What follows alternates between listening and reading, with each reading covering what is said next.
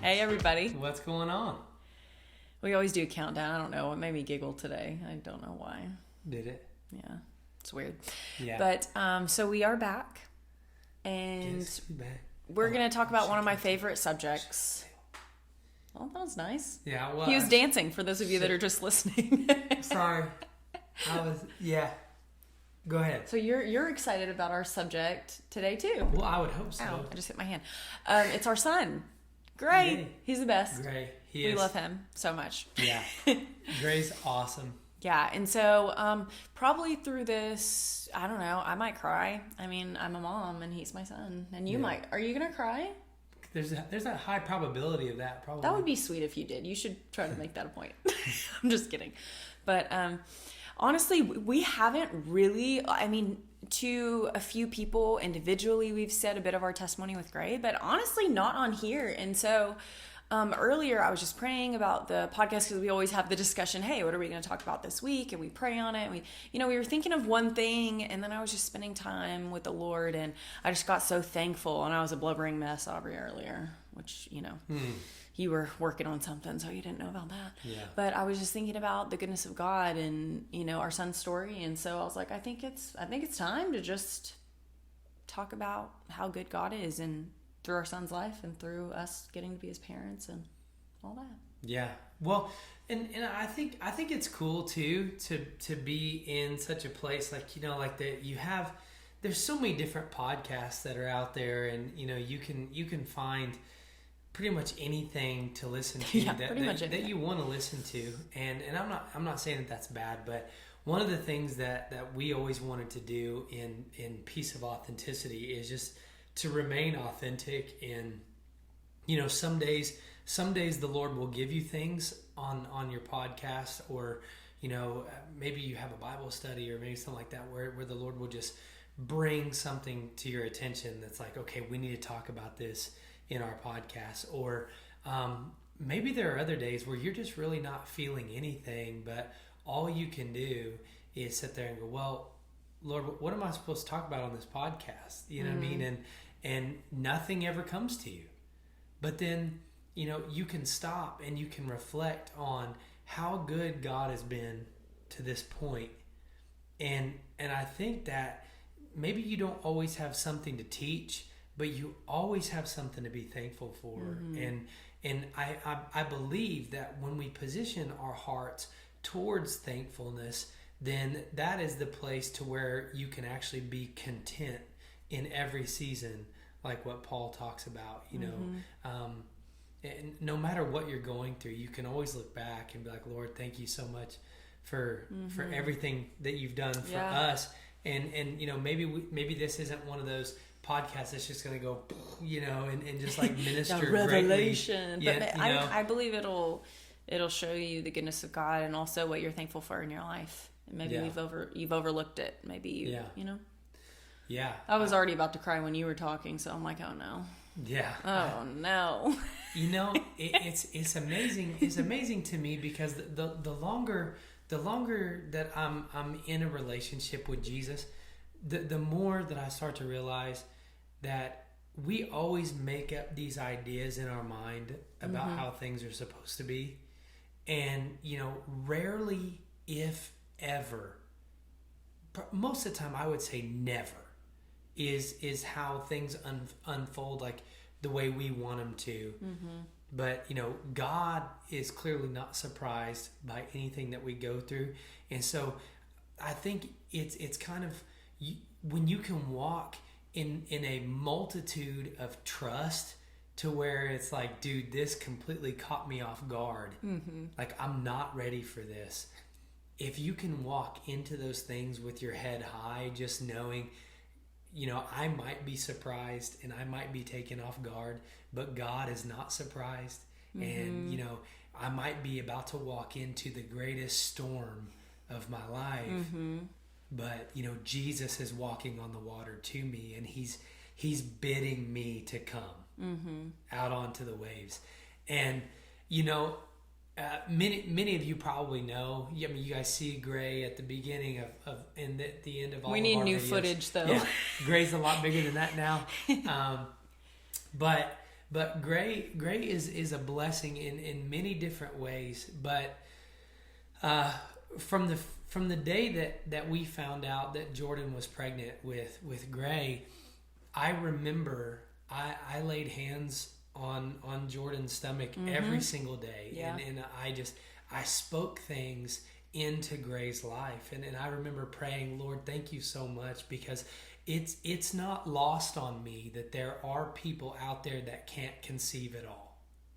And so I want to be thankful for everything that the Lord brings me, no matter what that looks like. And we couldn't have been more thrilled. For those of you guys that are watching this, as parents, when you find out, especially on your first one, you find out that you're pregnant, you're just boom through the roof. And I lost both of my parents, and I lost my older brother, and so like I just held on to this promise that, just like Job, that my latter years would be better than the former. And so when we found out that we were pregnant with Gray, I just remember I was fervent, in my prayers, like every day. Like we didn't go to bed without, me laying hands on him. And we still pray for him every night now too, before he goes to sleep in his crib. But I mean, it was just amazing, because I knew I didn't know what was coming, but what I knew was that as long as I prayed over him, right? Like I was praying protection. I was praying all of these things because God knew what was coming, but I didn't. Yeah, and a little more background. So first of all, my pregnancy was a surprise, and Aubrey had been wanting a baby for a while, and I didn't realize how much so. I'm going to put this funny little story in here. I didn't realize how much so until one morning when Aubrey was like, "Oh my gosh, I just had a nightmare." And I was like, "What happened? Oh my gosh." No, I'm not that dramatic. But I was like, "What happened in your nightmare?" And Aubrey was like, "Well, I had a dream that we finally had a kid," and I was like 80. And I was trying to play catch with him outside, but I kept hurting myself. So I'd pull your arm out of its socket and hurt your arm. And I was like, oh my gosh, this is real. You really want a child. And so, Gray came at the perfect time. Not, my scheduled time, I guess, but the perfect time. And I remember I was still in my first trimester. I went to a worship conference in Texas because we knew Gray's name, his first name was going to be Gray, but we just couldn't figure out a middle name. And then I went up for prayer, and they prayed over Gray. It was barely a little bump, your first trimester. And they prayed over him. And right when I turned around to go back to my seat, the Lord said, name his middle name Isaac. And I was like, okay, great. Isaac Anderson. I love that. That's amazing. And so little did I know that, you said the Lord promised you. How did that promise go, Aubrey? Because you were like, that's crazy, Isaac, because it's like you were Abraham and you got, your promise. Yeah. So, from the biblical scripture, right? God promised Sarah and Abraham a son, but they were in their older age. And so Aubrey's dream. Yeah. Just, yeah. Just like in my dream. And so God kept promising them this, and Sarah even laughed about it. Yeah, because, I just did. Yeah, I see a lot of parallels just because he's like, well, how's this gonna happen? Yeah. I don't even know. There's no way. And so the Lord promised me a long time ago, because when you lose and you walk through the first part of your life, by the time I was 25 years old, lost both my parents and my older brother, the Lord kind of made a promise to me that what was to come, what was going to fulfill all these, not replace all the losses, but it was gonna, I was gonna take that mourning and bring joy back to me. And so the Lord, promised me. And so when Jordan said Isaac, I immediately thought of the story of Abraham and how Isaac came along. And it was, Isaac was a promise from God to Abraham. And so then Gray Isaac would be a promise from God to me. And yeah, it was a powerful. Oh, are you getting a little emotional? I was. Oh my gosh, this is gonna be hard because I was too. But so let's fast forward to that night we were watching a movie. We've still never finished the movie because my water broke. I didn't know my water broke. I just thought I peed a little. Yeah. And I was like, what? And so we ended up going to the hospital, and they were like, well, it looks like your son's birthday is going to be March 23rd, 2019. I'm like, oh my gosh, this is real, And we were trying to hold out for March 26th because that was my dad's birthday. And so we were like, man, it would be cool if Gray could, come in and share a birthday with my dad. But God had other plans. Yeah, Bubby wanted out a little earlier. Yeah, Bubby wanted to come out. And so, we go in there, and everything goes pretty smoothly up until, this is a miracle in and of itself. Yeah. So I won't go into all the details because I want to talk more so about Gray. But let's just say, I was having issues because they kept giving me that medicine that would spur on more, labor, help me dilate quicker. I was stuck at a 5. I don't know if guys will be like, what are you talking about? But it's just a thing. So I was supposed to be at a 10, dilated at a 10, right, to be able to push, but I was at a 5 for 5 hours. And so the doctors were actually pretty concerned about it. And they never said anything to me, so I wasn't freaking out. I didn't know what was going on. But then they came in and said it looked like we were going to have to do a C-section. Yeah. And I was like, well, he's going to come out one way or another, so we prayed, and I had peace about it. They gave me everything for the C-section. They literally put the weird little cap on me. We're about to roll me out. They checked me one more time, and I was dilated to a 9.5. And that took 20 minutes. So I think the Lord really wanted me to push Gray out. And so, then Gray came, and it was amazing. And the Lord was there, right? And so we were excited, our new baby, showing him off to everybody. And then probably 5 hours in, Gray was 5 hours old. And the doctor comes in. And Aubrey and I are I think you're standing by my bed, and we're just looking at Bubby and talking because I was holding him like this. And the doctor's like, I think you're going to need to sit down, Dad. And so I was like, oh my gosh. When you hear those things, it's like your stomach just drops. And so Aubrey went, sat down. Oh my gosh. Yeah, it's getting real up in here. Yeah. And she was like, well, the nurse noticed that your son has the characteristics of Down syndrome. And so right then, dang it, I have to be honest with the thought I thought. And I don't want to say it, but I'm going to be real. Yeah. So the doctor just kept going. She was like, that means he's going to have kidney issues. His heart's probably in shambles. She just went on and on. I was like, this lady has no bedside manners whatsoever. But in my head, the first thing I thought was, what a waste of a pregnancy. And now saying that out loud, there was a lot of shame after I thought that, because our son is the most amazing gift to us that's ever been given, besides Jesus. Yeah. And of course each other. But I had to be transparent and say that. I don't know if did I ever tell you that? Yeah, no. Okay, good. And even from my end, I think that you build up this expectation as a parent, and I think that, because I was involved in so much stuff when I was younger, like athletics and all these different things, you have these hopes and these dreams and these expectations of, I wonder if my son's gonna like basketball like me, or if he's gonna play soccer like Jordan did, and you think about all these things like this, and I immediately thought, as the doctor was telling us, she was like, he's probably going to have, heart problems and kidney problems and stomach problems and just can't hear, won't be able to horrible all things. All these things she just kind of unloaded on us all at once. And we were not ready for it because, during all the ultrasounds and everything that we did, there was no possible hint at anything that was even off. And I remember they asked us if we wanted to do the blood test or whatever, and I didn't feel any checks in my spirit about that, and neither did you. So we were like, no, and so we didn't think anything about it. Yeah, a blood test to know for sure that he did. Yeah, that he did have Down syndrome. Yeah, no. While you were still pregnant, they could do the blood test, right? Yeah. And so we didn't feel anything about it, and. But just as Jordan was being transparent, I have to be transparent as well. I broke down and hearing that with the mixture of all the side defects that the doctor was telling us that he would have. I was literally sitting here going the heck, you know?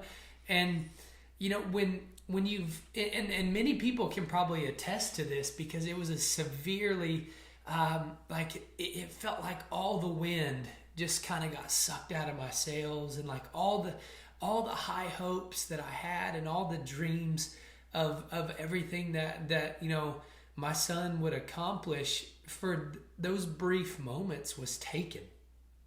It was gone. Like I was sitting there going, what the crap? You know, what did we get stuck in? Like what is this? And then so then the enemy began to attack me and was like, oh man, this is, you know, where yet again, you know, he's sitting here telling me like, Aubrey, you got another situation where, you know, where's God at? You know, like when you lost your dad, you lost your brother, you lost your mom, and now this, it's like, can't God just, you know, can't you catch a break?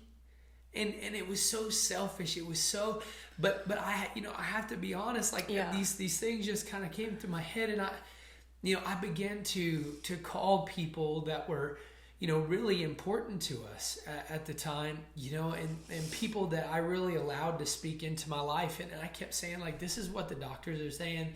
And like, let's pray against this. Like, like, I was even hoping for a miracle that, you know, that they did a blood test on Gray, you know, to count his chromosomes, and which would take 2 weeks. Yeah, which would take 2 weeks. And so I was like, okay, I'm going to fast and I'm going to pray for 2 weeks, because I want this to come back negative. Like I want, you know, and it was just such a tough time. I mean, we're first time parents. We didn't see this coming at all.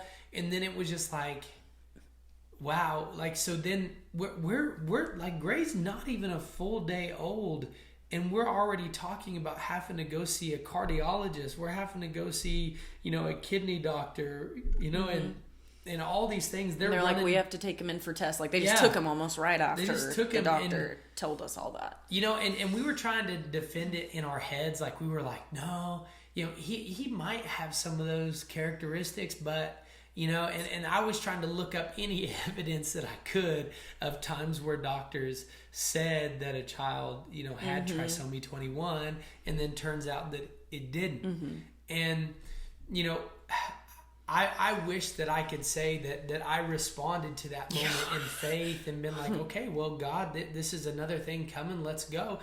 But in the beginning, I was devastated, and I didn't know how to handle it. I didn't. And, you know, I kept having to leave and go off on my own to do something, because like I was literally struggling to swim in the information that we just got. And, you know, it was not my proudest moment either. No, and it was interesting too, because which we'll go into some amazing things the Lord did, you know, in Gray. But our journeys were really different, and we didn't talk a whole lot about it. In that time. Those 2 weeks were really intentional. And I remember now that you said the whole, like, when you're pregnant, you can get your blood drawn to see. And yeah, we both kind of looked at each other, and she's like, we'll just think on it next week when you come in or whatever. Yeah, your next appointment. And we were like, we forgot to think on it. And so we looked at each other, we're like, no. And it's just like, it was so the Lord, because those 2 weeks, I mean, the Lord even like showed us some amazing things. Like Gray already turned over. Okay. And so we both didn't look into all the characteristics and shortcomings of somebody that was diagnosed with Down syndrome, because we just felt like that's not what we were supposed to do. You know, we were supposed to be praying and getting to know our son, and, you know, and so we got to know our son, and he's the best thing in the world. Yeah. And I got the call. Well, it was week 2 to the day. And first of all, the hospital was not organized whatsoever. So then it was the day after the day of that it was supposed to be there. But the nurse was like, this is all she said to me, because I called to get the results. And she was like, yeah, it tested positive. Sorry. And you were at the gym. And so I was like, it rubbed me the wrong way that she said sorry, you know, because we've gotten to know him and everything. And it was kind of crazy that, so Aubrey was like dead set on like, this isn't it. You know what I mean? Like, we're going to believe that it's not. There was something inside, I think there was something inside of you too. It was just kind of the denial. Mm-hmm.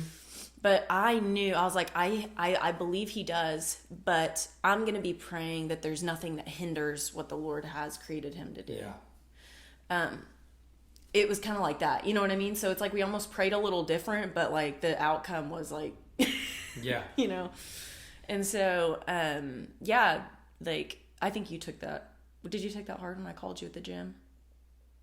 Yeah.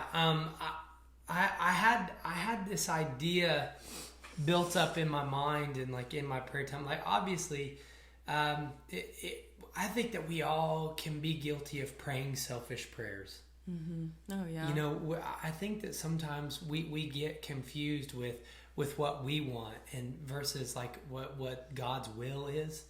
And so I was sitting there praying and just like in complete denial over what was coming. But yeah, low key in the back of my mind, I kept always thinking like, okay, well, I need to prepare myself in case what comes down the line is not what I'm praying for. Mm-hmm.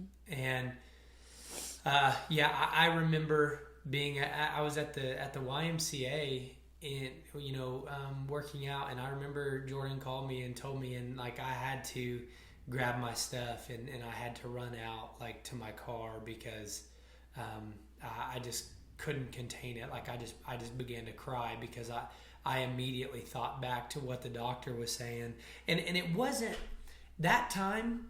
I say that time because 2 weeks later I've already been praying and like I've already been built up to the point. That time wasn't crying like over me.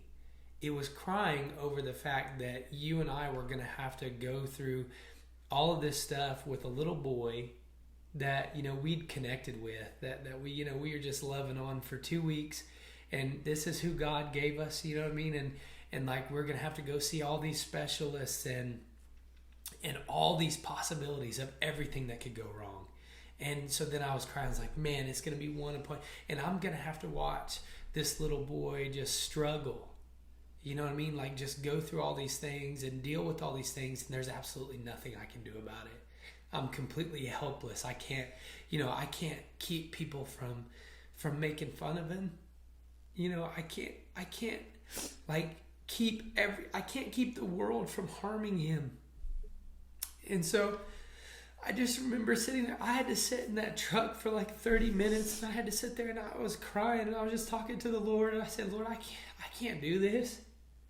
I don't have the ability. I don't have the strength. I've already walked through all of this stuff, and I'm not strong enough for this, and so I'm gonna need you. I'm gonna need you in the midst of those moments where I don't know what to do. You're gonna have to move my feet.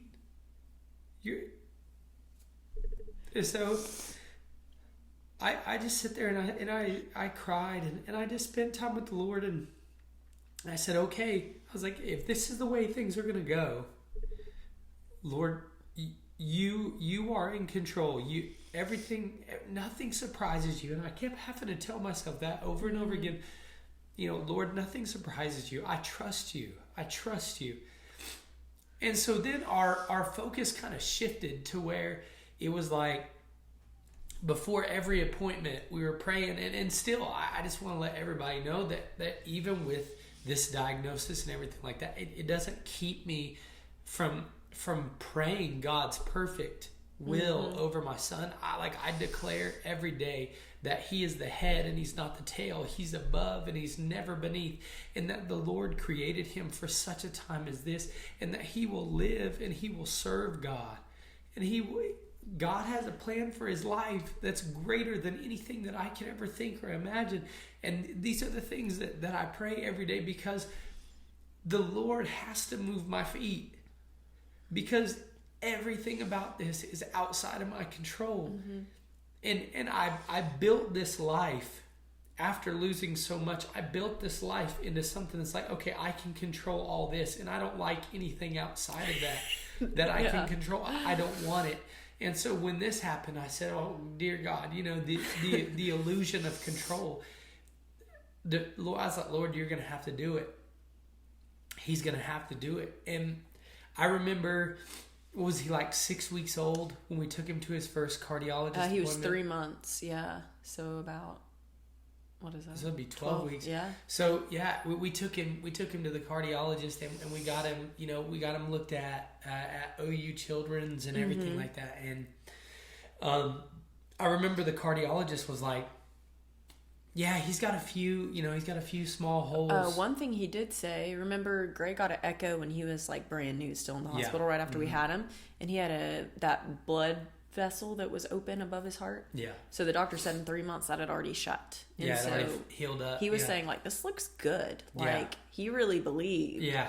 That because Gray had a little hole in his heart, which he said it was almost like a fish gill. It was almost like a little tear, not like a hole, but like a tear. And so he was kind of explaining to us, and we didn't have any fear at all. We were like, that's going to be filled in. Yeah. You know what I mean? We just kind of Well, I think that something shifted. Something shifted whenever we recognized that we don't have control, and like we completely surrendered to just the will of the Lord, and saying, okay, well, this is the way that it is. So I'm not going to lean on my own understanding, like the Bible says, like don't lean on your own understanding, because His ways are higher than our ways, and I can't possibly understand what's going on. So we just kind of released it, and we began to speak in faith that every appointment that we go to is a good report. It's he's healthy. That's one thing that I still pray over him. Even if he has a cold or something, I pray every night that he's healthy, he's whole, he's complete, and he lacks nothing. Yeah. And that's a non-negotiable, because I mean, even if he does have a cold, or he might be puking or whatever, no, he's healthy. I refuse to speak anything but that. And so we go to the cardiologist, and he's like, there's some holes in there, but he told us flat out, he goes, I've seen these close on their own. Yeah, he was totally casual about it, like it was no casual. And so I'm like, sweet, one down, and then we found out, through like the renal doctor, like the kidney doctor, that his kidneys were like perfect functioning, great, perfect function, no problems whatsoever. So then all these things that the doctor, his hearing was great. His hearing was great. All the things that the doctor first came in and fear opened a door to, which caused us to kind of reel, like to kind of go out of control, where all these things, instead of thinking in the voice, in the mindset of faith, and saying, Lord, okay, this is what we're dealing with. We're in the midst of the storm. We're going to walk with you through it. We started looking at the wind and the waves, just like the disciples did, and we were crying out to Jesus, oh dear God, help us. We can't do this. And so we get a good report from the cardiologist. We get a good report from the kidney doctor. We get, the hearing test was amazing. And then we even had his eyes checked, and his eyes are good, and everything. And so, and he never had like any stomach issues either, like they always told us. And I remember one thing, that the first pediatrician that we had, I'm not going to drop bombs on anybody, but this fool was terrible. I mean, he came walking in with a kid's chart that wasn't even Gray. One of the first appointments that we had, I was like, yeah.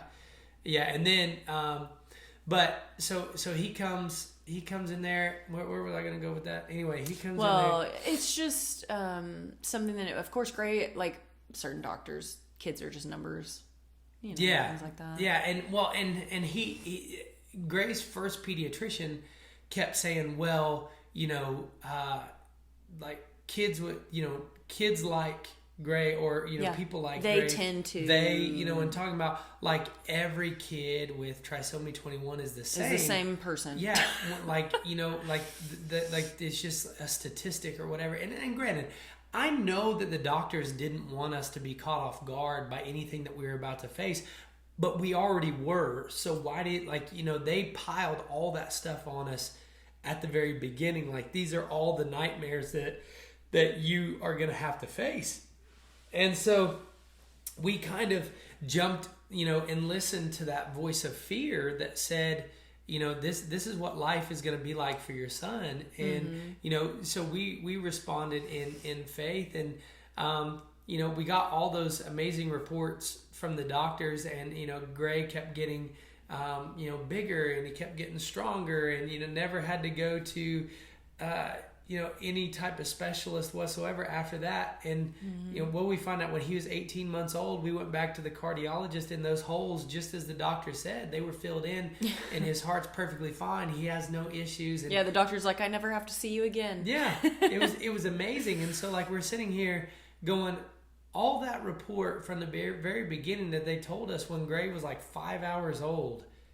And, we panicked, and the response was out of fear instead of out of faith. But God was faithful in the midst of that to, we have so much to be thankful for in the midst of everything that we faced. And I've been reading Galatians 4, and in Galatians 4, Paul talks a whole lot about, most of Galatians actually, Paul talks a whole lot about legalism and works-based gospel, versus the truth, right? And the grace of God, and that the law is no longer, something that we have to follow for salvation and things like that, that we are righteous because of what Jesus has done for us. And I've really been reading that, and I feel like Gray embodies that. I don't see, of course he is only 2.5, but the Lord showed me some things, and I don't see Gray dealing with, because that's something I deal with, legalism, works-based. It's something that's so ingrained in me that I'm having to pretty much reprogram my mind and get revelation from the Lord on the daily. That's the same thing. So I can get through this and understand Jesus. It's not what I can do. It's who Jesus is. And Gray lives that way. We were praying one day, and I'm just going to say it. I heard Jesus say that Gray is his best friend. He loves to come see Gray. He sees Gray a lot. Yeah. And anytime we have a picture of Jesus on our wall, and anytime we pick up Gray and we're like, who's that? And Gray's always like, yeah, and he always touches it. He's like, and he's smiling really big. And I'm like, I know, that's your best friend. Jesus already told me. Yeah. But it's just the way that Gray lives. It's the most amazing testimony and reminder to us of how to be as a person. I mean, he's literally the best person. And something that I thought was a curse is the biggest gift and the biggest blessing. And a fear of mine is, because you were saying people making fun of him, that was always something that I've been scared of too. But then remember we were praying one day, and I heard the Lord say, because fear of man is something I deal with, which I've talked about on here a lot. The Lord said, Gary's not going to deal with that. Yeah. So I have to put into my head, it's going to hurt me more if anyone acts a certain way to him, or, and I've always been thinking, what if people don't see what we see? Yeah. Well, and what's been crazy is watching. I know everybody that's a parent in here, you have a little bit of a bias, I think, toward your kids, but no, not at all. Yeah, not us, but you guys that are listening, you have a bias. No, but in a very real sense, it's amazing to watch God move through your kids, and from a very young age, even before he could walk, before he could crawl or anything. Gray had this, and it was a supernatural gifting to just make people feel love. Strangers, people that we didn't even know would walk up and say, can I hold your baby? And one thing that the Lord had to challenge me on was yes. letting go, you can't control what I'm gonna do through your son. Mm-hmm. Yeah, that's good.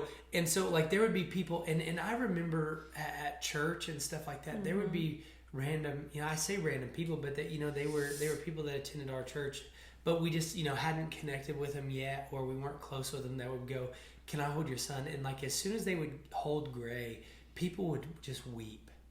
And not in a bad way, it was just oh God, but in a, as he just looked at him, they just felt something. One of them said peace, and the other one said joy. Right, just all fruits of the Spirit, mm-hmm. just to be to be evident. And I tell you guys, everywhere we go, like Gray will just walk by. If we're at a restaurant or whatever, he'll walk by and he'll just go like hi or bye, like that, Hi.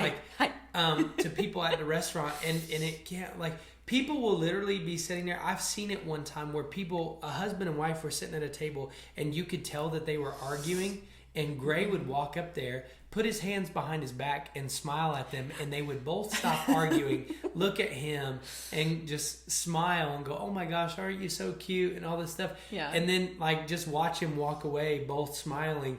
But it's almost like he knew that there needed to be some joy, you know, like injected into that situation right there, you know, and it caused that couple to stop arguing, and then they just started eating their food. No, Gray totally 100% has discernment. Yeah. He knows exactly what people need. He knows something, like my dad. He knows my dad wants to be goofy. So Gray is so goofy with my dad. But with my grandma, whenever she was here, he knew she needed cuddles. So the Gray that would run around and be a crazy child, he was calm and he just laid in my grandma's arms. Like, he just knows. And like, I was thinking about the 2 times that Gray, like, one time he saved us money, and then the other time Gray made $1. So they were both at restaurants. Do you remember this? A guy, he came up to him, he's like, you're just so cute. Here's $1. I was like, what? He's a baby. Yeah, he didn't even do anything. He's just sitting there. Yeah. And then another time a couple paid for our meal because Gray was mean mugging the wife across the room. Yeah. He was like mean mugging. Like, yeah, we like call that. it his mad boy. And the husband thought it was so funny that he paid for our food. He goes, I thought that was hilarious the way he kept looking at my wife the whole time. But he made them laugh, like, from across the room. Yeah. It's just so funny. Well, it's just amazing. And, like, you know, Jordan, before we went to record this podcast, like, Jordan was like, I really feel like we're supposed to share this. And, you know, we always want to be transparent in everything that we record and everything. You know, throughout this process, I've learned that, you know, God's grace is sufficient. Like, I couldn't possibly have imagined the impact that Gray has already had. I would venture to say that Gray's already had more impact on people's lives than I ever did. And he's 2.5 years. He's 2.5 years old, but it's just because, like, you could tell that he just loves wide open, you know, like, and he might not like go to somebody at first, but I could always tell it's strange to me that you know, like, he'll want to be with different people at different times, and it's like, okay, last time you wanted nothing to do with me, but this time, you know, he'll go and want to be held by that person, you know, and like he goes to therapy every week, and he loves his therapist, his occupational therapist, so she comes like running out there and she's like, great, and he's like, ugh. Like, he wants to leave us as fast as he possibly can. It kind of hurts my feelings. Yeah, sometimes. like, he just like turns around, and he's like, bye. Yeah, but then he's like, I mean, maybe she needs that. Maybe, you know, those days that he gets to see her, she just, you know, he's able to like fill up her cup. I don't know, but, you know, kind of what it brings it all around is maybe everything isn't like a teaching moment, or you don't have to have something really spiritual to say, but in the midst of you being thankful for what God's doing in your life, he'll show you things, especially in the life of your kids, because there's a reason that Jesus says, let the children come unto me. There's a reason, and he says, for such is the kingdom of heaven. And like, I know that Gray isn't special in that regard, that all children, yes, you know, Jesus was like, come on, like don't you dare hinder those children from coming into my, like, he wanted to be closer to the children than the adults. I would concur with that. A lot of times I don't want to be around adults. Like, I would just play with the kids. Kids are really cool. Yeah, but, you know, it's amazing, you know, from a very young age, we have pictures of Jesus all over the house, and like every time, and I'm not talking about like your other typical like pictures of Christ where like I'm talking about the one we shared it, I think, on a podcast a while the back, realistic version of what Jesus looks like. And, you know, forever Gray's always recognized it, like he's always smiled at it, or he's always like reached for it when we'd hold the picture up to him. And it's like, children I believe are closer to the Lord than we could ever than we could ever imagine. And I always think, man, where did I go wrong? You know, but we kind of wanted to share that story in just like this mindset of just being thankful and reflecting on the goodness of God. Mm-hmm. And just saying that in your life, you're probably going to be faced with obstacles. You're probably, we live in a broken world. Mm-hmm. And until Jesus comes back and we all go to be in heaven and we're all, praising, singing hallelujah 24/7, doing whatever we do, it's going to remain that way. Mm-hmm. So the thing is, do I try to handle and control everything, or should I just get to the place where I'm just like, you know what? Nothing's out of God's control. Yeah. And I'm just going to be thankful, because even along the way, did things go exactly how I pictured that they would always go? Absolutely not. Mm-hmm. But I have seen the goodness of God through the process. And I have seen that God is for me and He's never against me. Mm-hmm. And I know that I'm in over my head. And sometimes I get to a place where I'm like, Lord, I don't know what to do with this. What do I do? Mm-hmm. And I go back to that day whenever I finally came to the realization that God was in control, and no matter what happens from there on out, God was not only in control of my life, but He was in control of Gray's life. I said, Lord, I'm going to be in some situations where I can't move, but I know You're going to guide my feet. Mm-hmm. And it's that trust, and there's so many times that, like today, whenever I was just thinking about our son and who he is, I was like, Lord, we don't deserve him. And Jesus was like, yeah, just like my grace. He's a gift I've given you, Well, it's like, listen, I don't know if anybody else's kids are like this, but like literally Gray, we'll like kind of spank him on the behind, which of course he wears thick diapers. No, Pop. Yeah, so like we kind of spank him on the butt, and then like 30 seconds later, that dude will turn around and just hug you. You know what I mean? Like just make you feel like a punk. Like, man, why I just spank him? Like he just loves me so. You know what I mean? Yeah. But I mean, in a very real sense, though, it's like, dude, I'm thankful. It's like maybe I wish things were different. You know what I mean?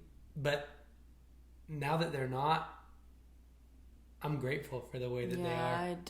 Well, because you, like we were talking about, you have this mindset of like, I had this vision in my head about our son.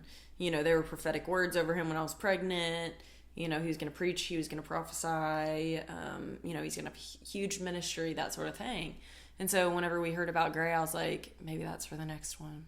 Like, I didn't have much faith when I found out about Gray's diagnosis, and now I'm like, Gray can do whatever the heck the Lord's will is for his life. So if Gray's going to preach and prophesy, then we're speaking that over him. We spoke over him every single day, and still every single day, especially when I was pregnant, that he's a mighty man of valor, and and I see it in his life. And there's something too, like with trusting the Lord and being obedient to Him, because like we heard like from the Lord, don't make this huge announcement about your son, because I felt that push from people. There was actually someone that contacted the church that we were working for, and they were upset that we hadn't announced Gray had Down syndrome or something. It was weird, but I started feeling that push because of fear of man.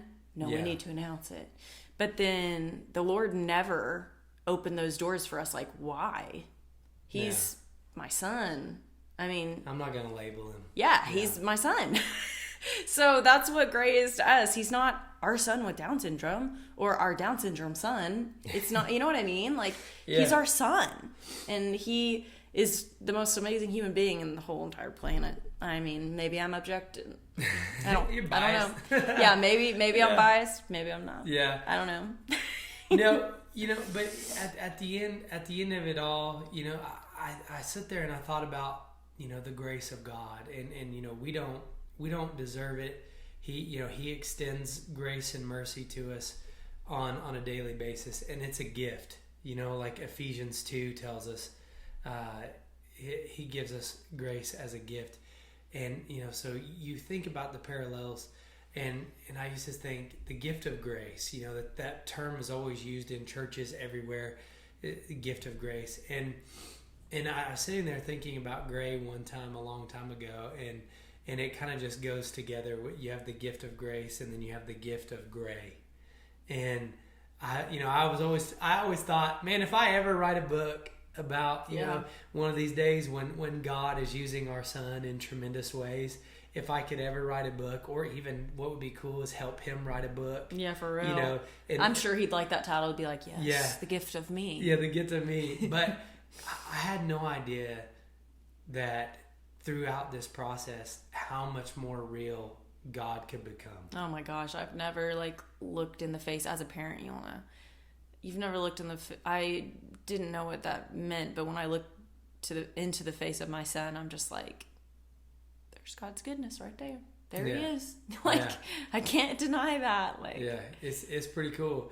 It's cool, and so I guess the challenge would be. I mean, we kind of wanted to share that with you guys, because you're gonna have moments of being overwhelmed. You're gonna be in the maybe you won't have to walk the same path that Jordan and I are on, with Gray or whatever, but I feel like that everybody has their own challenges. Mm-hmm. Everyone has their own walk, and you're just gonna have to get to that place where you trust God with the whole thing, and you stop trying to control and stop trying to move pieces around yourself, and just understand that I'm a pawn that God can use, mm-hmm. To win the game. You know what I mean?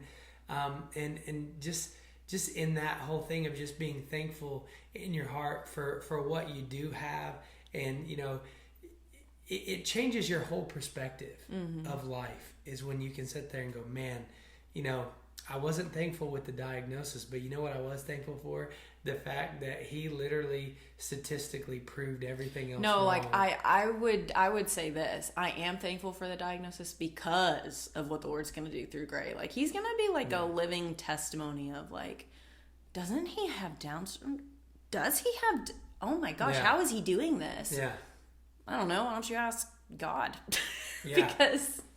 that's what we speak over him all the time. So I don't know. I would say for real that I am thankful because of the Lord we know now. Yeah. Yeah. I mean, that's what I'm saying. In the beginning, mm-hmm. that's kind of what I meant. Oh, no, I definitely wasn't in the beginning. I'm not still sitting here going, man, Lord, I wish that, that could change. Because I'm super thankful for, where we're at right now. Yeah, I was just saying, in the beginning, you weren't thankful for the diagnosis. But then in the midst of it, God becomes so real, and he shows us his character all the time, and it's amazing, and it's a gift, and every day is a gift, and mm-hmm. we're not promised every day. So I just want to challenge everybody to just kind of look around at things in your own life, and just realize things that in the beginning you might have been going, oh God, I can't handle this, mm-hmm. I can't do this, and just watch how God pulled you through.